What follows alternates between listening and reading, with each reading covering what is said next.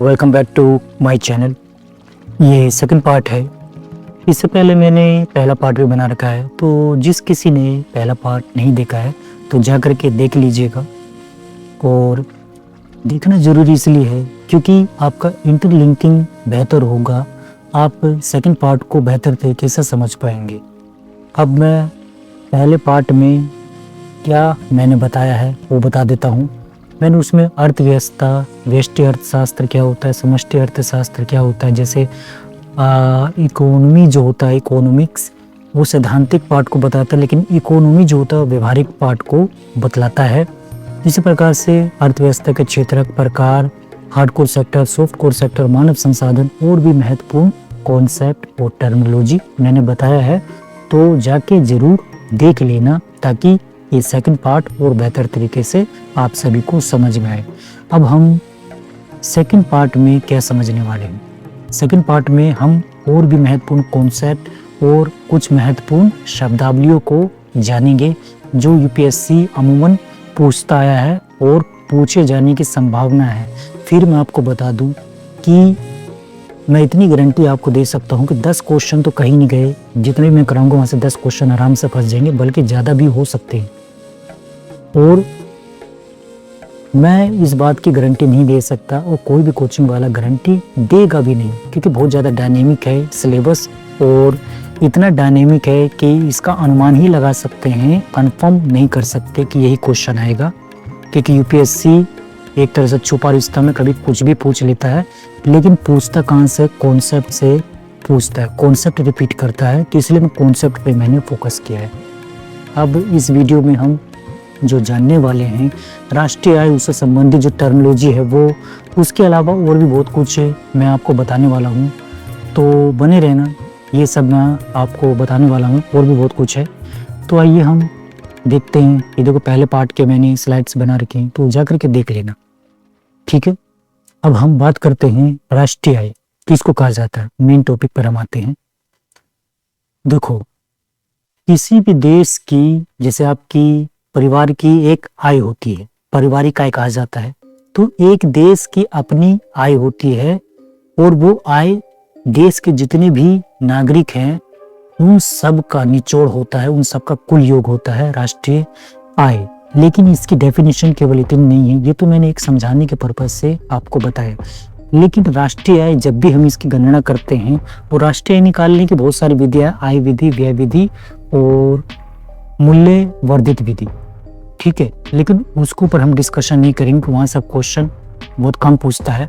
मैंने उनको यहाँ पे कवर करने की कोशिश की है जो अमूमन पूछा जाता है, जो एग्जाम ओरिएंटेड है, जिसके आने की प्रबल संभावना है। तो राष्ट्रीय आय यानी एक वित्तीय वर्ष में, राष्ट्रीय आय का क्या मतलब है कि इनकी गणना एक साल के अंतर्गत, और वो साल कैसा होना चाहिए, वित्तीय वर्ष, किसी देश के निवासी द्वारा अर्जित कुल आय, किसी देश के निवासी द्वारा अर्जित कुल आय ही उसकी माप क्या कहलाता है, राष्ट्रीय आय कहलाता है। सपोज करो कि अपना देश भारत है, तो हमारे भारत में जितने भी नागरिक हैं उन्होंने जितनी भी आय अर्जित की है, उसका कुल अर्जित आय यानी कुल माप ही उस आय का क्या कहलाएगा, राष्ट्रीय आय कहलाएगा। लेकिन एक वित्तीय वर्ष में कैलकुलेट करते हैं। विधियां मैंने आपको बता दी, आय विधि, व्यय विधि और मूल्यवर्धन विधि, मूल्य वर्धन विधि। लेकिन इसको पर हम डिस्कस नहीं करेंगे। यहां हम डिस्कस करते हैं राष्ट्रीय आय से संबंधित प्रमुख शब्दावली, यानी जीडीपी क्या होता है, एनडीपी क्या होता है, जीएनपी क्या होता है, एनएनपी क्या होता है। ऐसा नहीं है कि यहाँ से यूपीएससी ने क्वेश्चन नहीं पूछे, बहुत बार क्वेश्चन पूछे हैं, घुमा फिरा के क्वेश्चन पूछे हैं, कॉन्सेप्ट को तोड़ मरोड़ करके क्वेश्चन पूछे हैं। इसलिए आप एक बार कॉन्सेप्ट को समझ जाते हैं तो आपको समझने में कभी भी दिक्कत नहीं होने वाली है। तो आइए हम उसी कॉन्सेप्ट के बारे में जानते हैं। तो जीडीपी के बारे में बताऊंगा, एनडीपी, जीएनपी, एनएनपी, इनके बारे में बताऊंगा। और ये जो राष्ट्रीय आय होती है ना, यही एनएनपी होती है। कैसे, नेक्स्ट स्लाइड में आप सभी को देखने को मिलेगा। पहले हम बात करते हैं जीडीपी। जीडीपी यानी ग्रोस डोमेस्टिक प्रोडक्ट, 3 शब्दों से मिलकर के बना। ग्रोस यानी सकल, डोमेस्टिक यानी घरेलू, जैसे कि अपना देश, प्रोडक्ट यानी उत्पाद, वो उत्पाद कुछ भी हो सकता है, ठीक है। अब इसकी परिभाषा क्या है, यहाँ पे ध्यान ना दो, मुझ पे ध्यान दो।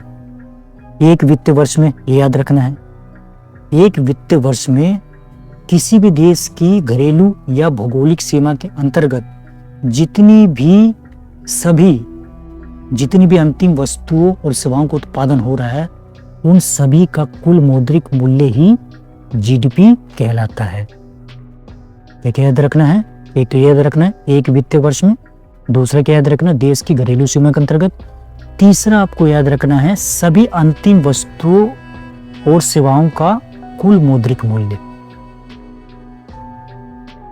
और इसमें क्या क्या शामिल है, चौथा क्या याद रखना है, इसमें देश यानी विदेशी जो यहाँ पे व्यक्ति है वो भी अगर किसी वस्तु और सेवा का उत्पादन कर रहा है ना, उसको भी जीडीपी में काउंट करते हैं, शामिल करते हैं। और देश के नागरिकों द्वारा यदि भौगोलिक सीमा के अंतर्गत वो वस्तु सेवा का उत्पादन कर रहा है तो उसको तो शामिल करेंगे ही, साथ ही साथ विदेशियों द्वारा जो भी वस्तु और सेवाओं को उत्पादन किया जा रहा है उसको भी शामिल करेंगे।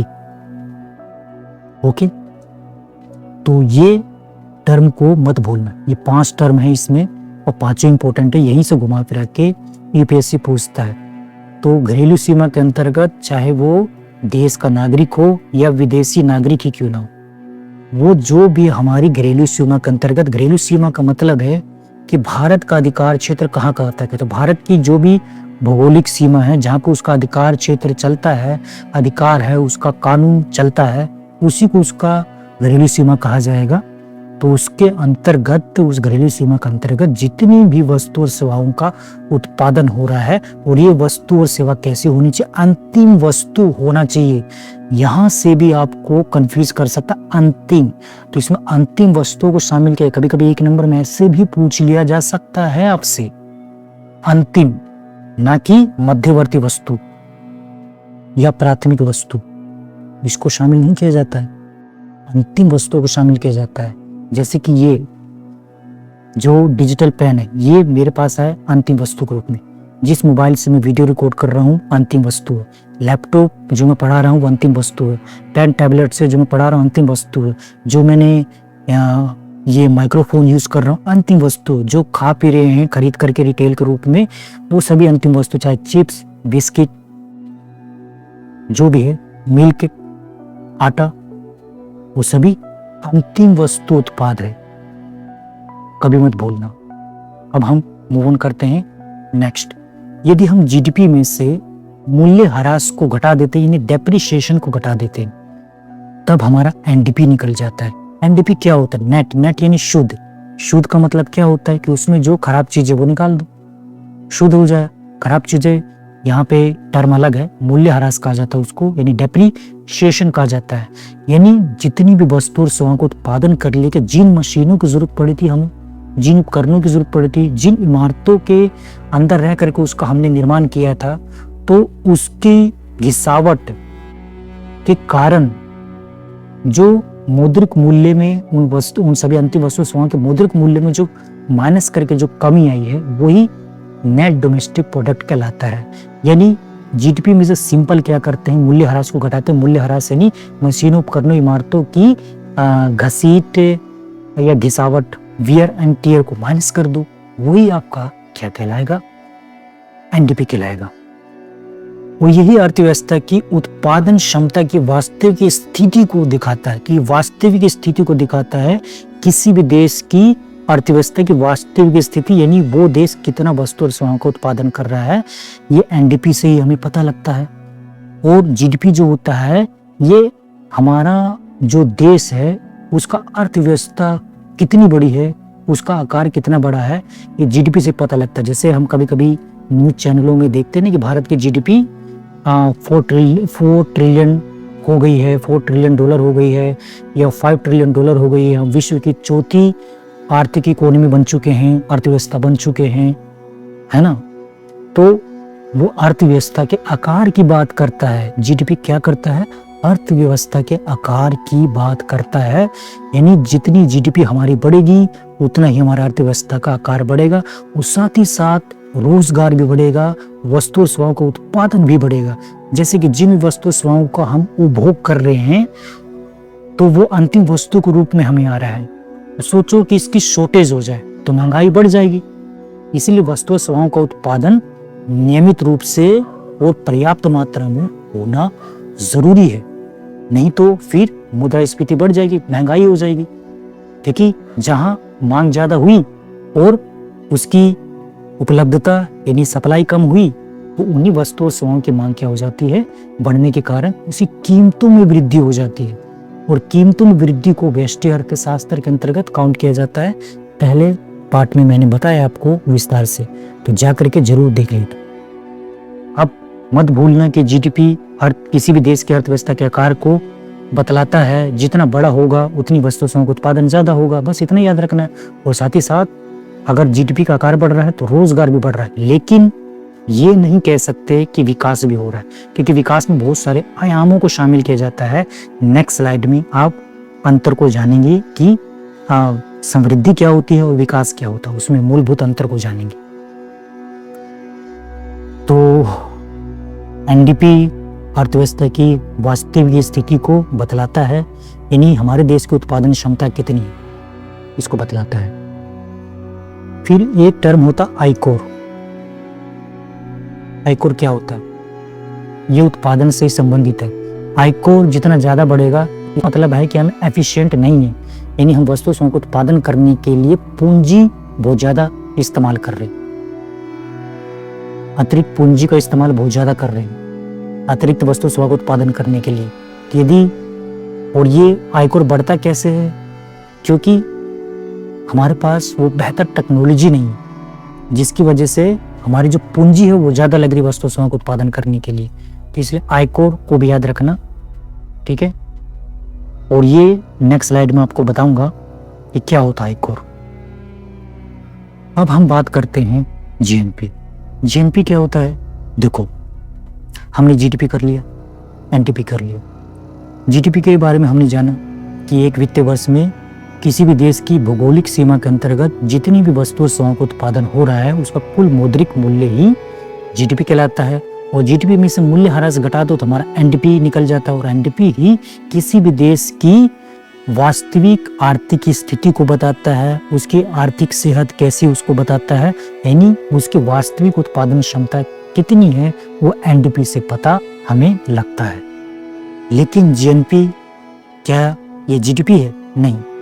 जीएनपी में देखो, जीडीपी में हम विदेशियों की कुल आय को शामिल कर रहे थे, उनकी वस्तु सेवाओं को शामिल कर रहे थे। लेकिन यहाँ पर जीएनपी में केवल इतना अंतर है कि इसमें केवल देश के नागरिकों द्वारा जितनी अंतिम वस्तु और सेवाओं का उत्पादन हो रहा है ना, उसके कुल मौद्रिक मूल्य को शामिल किया जाता है, चाहे वो देश में रह रहे हों या विदेश में रह रहे हों। देश के नागरिक होने जरूरी है, क्योंकि हमारे देश के नागरिक दुबई में भी जाकर के कमा रहे हैं और व्यापार कर रहे हैं, अमेरिका में भी कर रहे हैं, यूरोप में भी कर रहे हैं। तो हमारे देश के नागरिक दुनिया के किसी भी कोने में किसी भी देश में जाकर के वस्तु और सेवाओं का उत्पादन कर रहे हैं और उससे जो वो आय अर्जित कर रहे हैं उन्हीं को ही टोटल हम निकालेंगे, कुल आय निकालेंगे, कुल माप निकालेंगे, चाहे वो देश में हो या विदेश में हो, उसी को जीएनपी कहा जाएगा एक सिंपल वे में। लेकिन यहाँ भी एक वर्ष के अंतर्गत देश के नागरिकों द्वारा उत्पादित अंतिम वस्तु और सेवाओं का कुल मूल्य ही क्या कहलाता है? जीएनपी कहलाता है। ग्रोस नेशनल प्रोडक्ट कहलाता है, चाहे वो देश में हो या विदेश में हो। हमारे नागरिक, केवल नागरिकों की आय को इसमें शामिल किया जाता है, यानी वस्तु और सेवाओं को इसमें शामिल किया जाता है।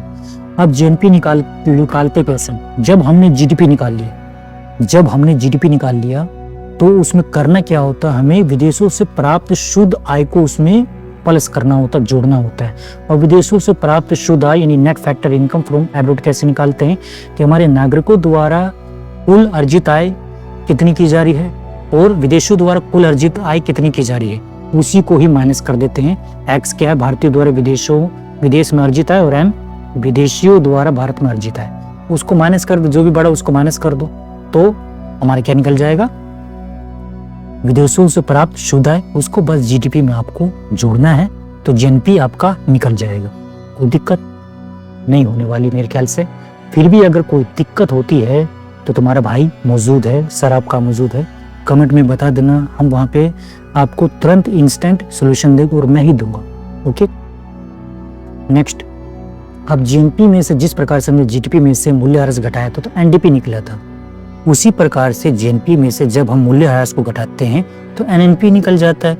और एनएनपी क्या है? नेट नेशनल प्रोडक्ट, यानी राष्ट्रीय आय।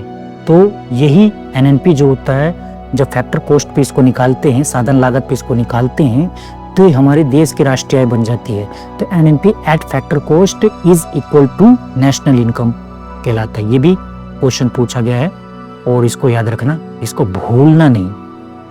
तो एनएनपी कैसे निकालते हैं? जीएनपी में से मूल्यह्रास। मूल्यह्रास क्या होता है? बताया था मैंने कि जिस भी वस्तु सेवा का उत्पादन करने के लिए जिन भी मशीनों, उपकरणों, इमारतों का इस्तेमाल किया जा रहा है, तो उसकी टियर एंड वियर का खर्चा माइनस कर दो, मूल्य उसका माइनस कर दो, मूल्यह्रास माइनस कर दो, वही आपका क्या निकल जाएगा? जीएनपी में से घटाएंगे तो एनएनपी निकल जाएगा, जो कि हमारी राष्ट्रीय आय भी कहलाती है, वास्तविक राष्ट्रीय आय। Factor cost VS market price, ये क्या होता है? देखो, फैक्टर कॉस्ट क्या होता है? साधन लागत। साधन लागत क्या होते हैं? उत्पादन के कारक आपने जाना होगा, उसी को ही जब एक फैक्ट्री स्थापित की, तो जो फैक्ट्री स्थापित की है उसको किराया भी देना पड़ेगा, है ना, और मजदूर भी लगेंगे उस वस्तु को उत्पादन करने के लिए, है ना, तो उसको मजदूरी भी देनी पड़ेगी, उद्यमशीलता लगेगी, पूंजी लगेगी। तो 4 होते हैं फैक्टर कॉस्ट, उत्पादन के 4 कारक।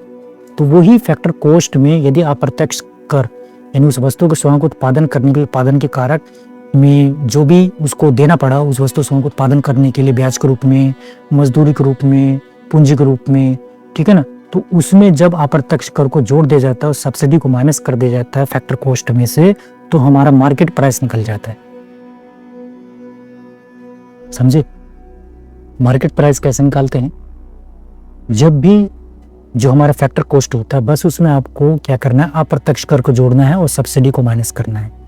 अप्रत्यक्ष कर यानी यूं सोच लो जीएसटी, कि जो भी वस्तु स्वयं का आप उपभोग कर रहे हैं, खरीद रहे हैं अंतिम वस्तु के रूप में, चाहे पेन टैबलेट हो गया, लैपटॉप हो गया, बिस्किट हो गया, नमकीन हो गया, चिप्स हो गया, उसमें जीएसटी जुड़ करके आ रहा है, तो हमें वो मार्केट प्राइस पे मिलता है, ना कि फैक्टर कॉस्ट पे मिलता है।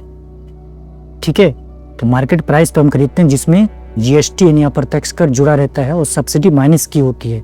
यदि सब्सिडी मिल रही है तो तभी मार्केट प्राइस वो निकलेगा, यदि उसमें सब्सिडी माइनस करेंगे तो, क्योंकि बहुत सारे प्रोडक्शन करने के लिए इंसेंटिव दिया जाता है ना, तो उसको माइनस करना पड़ेगा।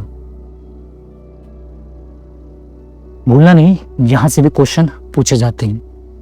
नेक्स्ट, प्रति व्यक्ति आय, पर कैपिटा इनकम, ये क्या होता है? देखो, राष्ट्रीय आय हमें पता चलिए कि एक वित्तीय वर्ष में जितनी भी हमारे देश के नागरिकों द्वारा शुद्ध आय अर्जित की जा रही है, उसी को ही तो हमने राष्ट्रीय आय कहा था, एनएनपी, वही तो था राष्ट्रीय आय। तो जब उस राष्ट्रीय आय को जब हम कुल जनसंख्या से भाग दे देते हैं तो हमें क्या प्राप्त हो जाता है? पर कैपिटा इनकम प्राप्त हो जाता है।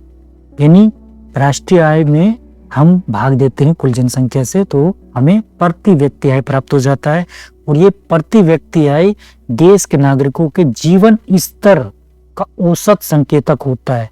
यानी किसी भी देश के नागरिकों के जीवन स्तर के बारे में जानना है तो हम किसे जान सकते हैं? उस देश की प्रति व्यक्ति आय कितनी है ये जान लो, तो उस देश की हमें जीवन स्तर पता लग जाएगा, उस देश का जीवन स्तर कैसा होगा।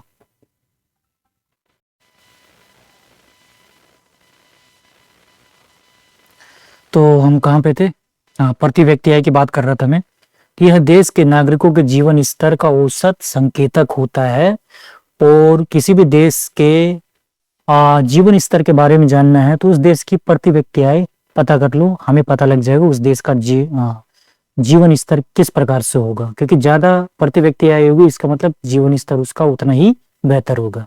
अब परियोज्य आय कैसे निकालते हैं? कई बार ये भी पूछा जाता है। डिस्पोजेबल इनकम, यानी जब भी व्यक्तिगत आय में से हम अप्रत्यक्ष करनी है, प्रत्यक्ष कर को जब हम माइनस करते हैं तो हमें परियोज्य आय प्राप्त हो जाती है। यानी डिस्पोजेबल इनकम कहा जाता है। इसको कैसे निकालते हैं कि जो भी हमारी व्यक्तिगत आय है ना, ये प्रति व्यक्ति आय है, उसमें से बस हमें क्या करना है, इनकम टैक्स को माइनस कर देना है, तो परियोज्य आय हमारी निकल जाती है। वह पैसा जो खर्च करने के लिए बचता है, यानी जब हम इनकम टैक्स से माइनस कर देते हैं, तो जो पैसा खर्च करने के लिए बच रहा है, यानी जो डिस्पोजेबल इनकम है हमारी, जिसको परियोज्य आय, जो प्रयोग यूज करने के लिए जो हमारे लिए उपलब्ध हो गई है, उसी को ही हम क्या कहते हैं, परियोज्य आय या डिस्पोजेबल इनकम कहते हैं। रियल वीएस नॉमिनल जीडीपी, बहुत बार बच्चे इसको कंफ्यूज कर जाते हैं कि क्या होता है। ये बहुत ही आसान भाषा में मैं अभी आपको बताऊंगा। तो देखो क्या होता है रियल वीएस नॉमिनल जीडीपी। वर्तमान कीमतों पर इसमें मुद्रास्फीति का प्रभाव शामिल होता है नॉमिनल जीडीपी में। देखो वर्तमान कीमतें क्या होती है, वही मार्केट प्राइस होता है, जिसको चालू कीमतें भी कहा जाता है। तो उसमें मुद्रास्फीति का आपको प्रभाव देखने को मिलता है, और रियल जीडीपी आधार वर्ष पर निकाला जाता है, और इसमें मुद्रास्फीति को समायोजित कर लिया जाता है। और आर्थिक वृद्धि का सही माप यही होता है रियल जीडीपी, ना कि नॉमिनल जीडीपी। क्योंकि नॉमिनल जीडीपी से जब हम जीडीपी कैलकुलेट करते हैं तो कभी ज्यादा आ सकता है, कभी कम आ सकता है, यानी ये भ्रामक होता है।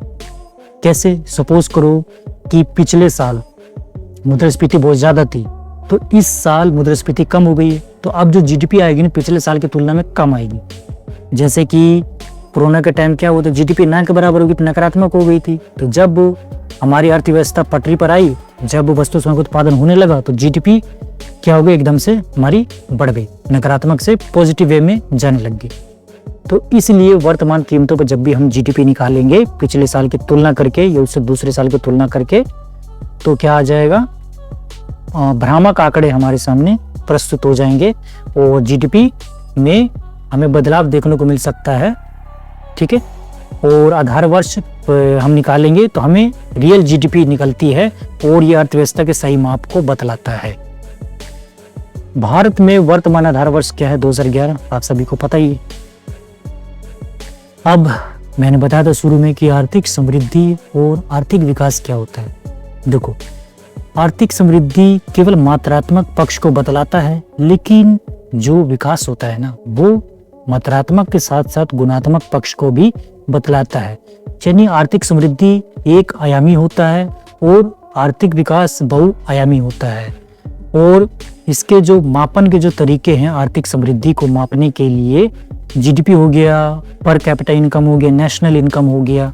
तो यहाँ पे जीडीपी जैसे 6% से 7% हो गए, $4 ट्रिलियन से $5 ट्रिलियन इकोनॉमी हो गई है ना। पर कैपिटा इनकम 1 लाख से 1.5 लाख हो गई या 2 लाख हो गई।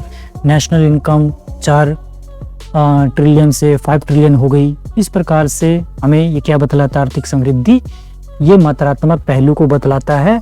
और आय बढ़ने पर यह ध्यान देता है, आय बढ़ने पर यानी कितनी आय बढ़ रही है उस देश की, प्रति व्यक्ति आय हो या नेशनल आय हो, राष्ट्रीय आय हो या जीडीपी की ग्रोथ हो।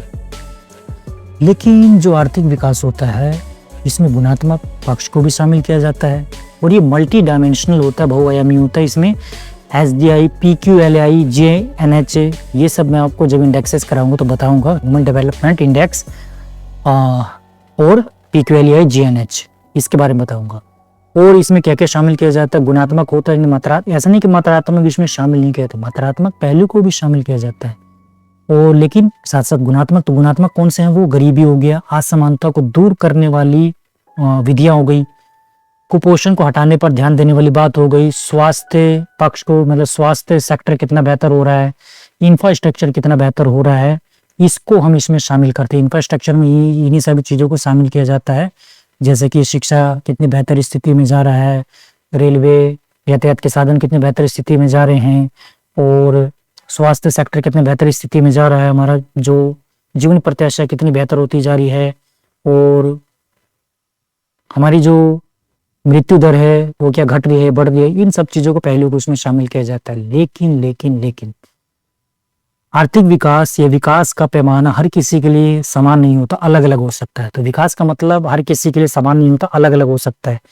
जैसे कि हम एग्जाम्पल लेते हैं बहुउद्देशीय परियोजना का, तो उसके आसपास के जितने भी गांव उसको खाली करा दिया जाता है, पुनर्वास की समस्या उत्पन्न हो जाती है जब भी बहुउद्देशीय परियोजनाएं विभिन्न नदियों पर बनाए जाते हैं, बड़े बड़े बांध या छोटे छोटे बांध बनाए जाते हैं। तो उन गांव के लिए वो विकास नहीं हुआ, लेकिन हम सबके लिए विकास हो सकता है, क्योंकि हमें उससे हो सकता है कि पानी का स्रोत उपलब्ध हो जाए, सिंचाई की सुविधा हमें मिल जाए, पर्यटन की सुविधा वहां पे बेहतर हो जाए, है ना, मछली पालन के लिए हमें वहां पे अवसर मिल जाए।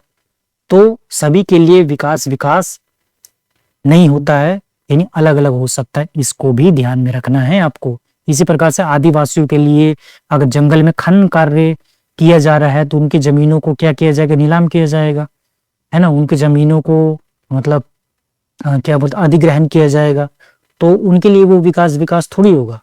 या उनसे जबरन मजदूरी कराया जाएगा उन खनन कार्यों में, जो पहले होता था आजाद भारत से पहले, तो उनके लिए विकास वो विकास नहीं रह जाता है।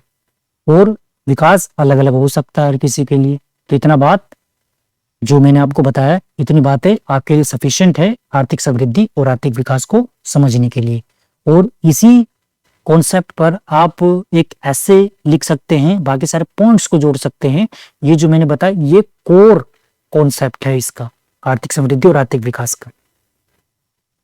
कीमत की अवधारणा यानी मुद्रास्फीति, इसको हम नेक्स्ट पार्ट में करेंगे, क्योंकि वीडियो लंबी हो सकती है, इसलिए मैं यहाँ पे इस पार्ट को रहने दे रहा हूँ, नहीं करा रहा हूँ।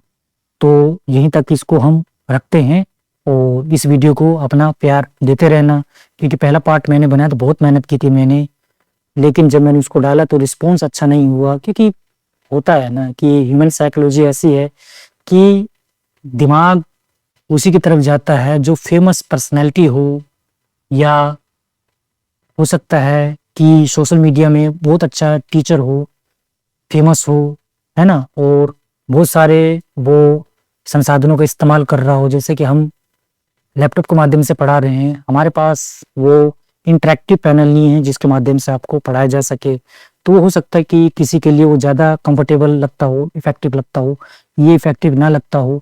लेकिन ऐसा नहीं है कि जो मैं यहाँ पे आपको ज्ञान दे रहा हूँ, जो कॉन्सेप्ट आपको बता रहा हूँ वो अलग है, या वो एग्जाम से परे बता रहा हूँ, एग्जाम ओरिएंटेड नहीं है, ऐसा बिल्कुल भी नहीं है। ऐसा बिल्कुल भी मत सोचना।